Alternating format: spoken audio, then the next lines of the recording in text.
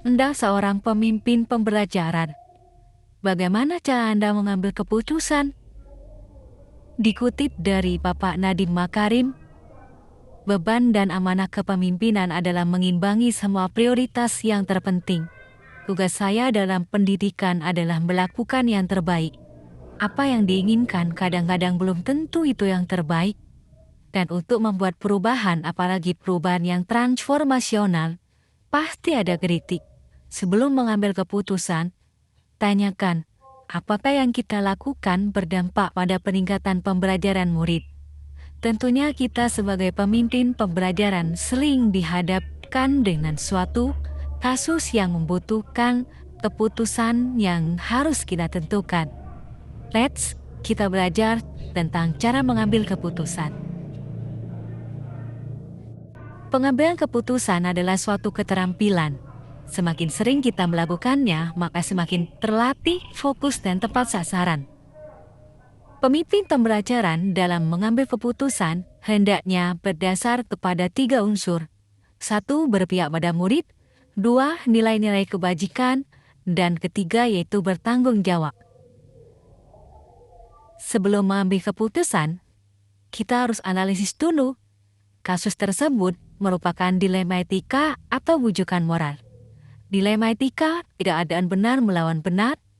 Bujukan moral, keadaan benar melawan salah. Lebih mudah yang mana kita dalam mengambil keputusan?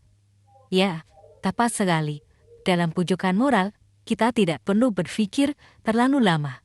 Namun, pada dilema etika, ada beberapa langkah yang harus kita tempuh agar keputusan yang kita ambil tidak merugikan banyak orang atau pihak.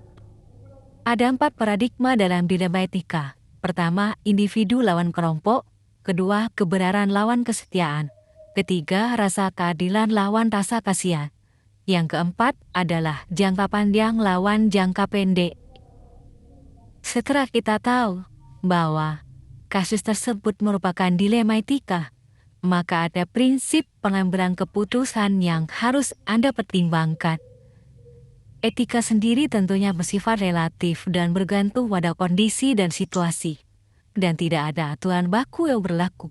Ketiga prinsip tersebut adalah: 1. Berpikir berbasis akhir atau end-based thinking. Kedua, berpikir berbasis peraturan atau rule-based thinking. Yang ketiga adalah berpikir berbasis rasa peduli atau care-based thinking. Ada 9 langkah pengambilan dan pengujian keputusan. Yang diharapkan setelah melalui 9 langkah ini, Anda tidak lagi merugikan banyak pihak dan apa yang Anda putuskan, Anda tidak merasa ragu. Yang pertama yaitu mengenali nilai-nilai yang saling bertentangan. Masalah yang kita hadapi memang betul-betul berhubungan dengan aspek moral, bukan sekedar masalah yang berhubungan dengan sopan santun dan norma sosial. Yang kedua, menentukan siapa saja yang terlibat dalam situasi ini. Yang ketiga, kumpulkan fakta-fakta yang relevan dengan situasi ini. Yang keempat, pengujian benar atau salah melalui 5 langkah, yaitu uji legal, uji regulasi atau standar profesional, uji intuisi, uji publikasi, dan uji panutan. Kelima, pengujian paradigma dilema etika, benar melawan benar. Masuk pada paradigma yang mana dari keempat paradigma tersebut?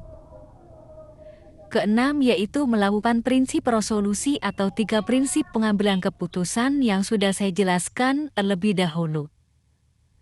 Yang ketujuh yaitu investigasi opsi trilema. Yang kedelapan yaitu buat keputusan. Yang langkah terakhir, 9 yaitu lihat lagi keputusan dan refleksikan. Dengan melalui langkah tersebut, keputusan yang Anda ambil dapat berdasarkan kepada 3 unsur dalam pengambilan keputusan. Berikut ada kasus yang sudah kami buat. Kasus ini adalah kasus nyata yang ada di daerah kami. Jika Anda sebagai Pak Arif, keputusan apa yang akan Anda ambil? Selamat berlatih ya.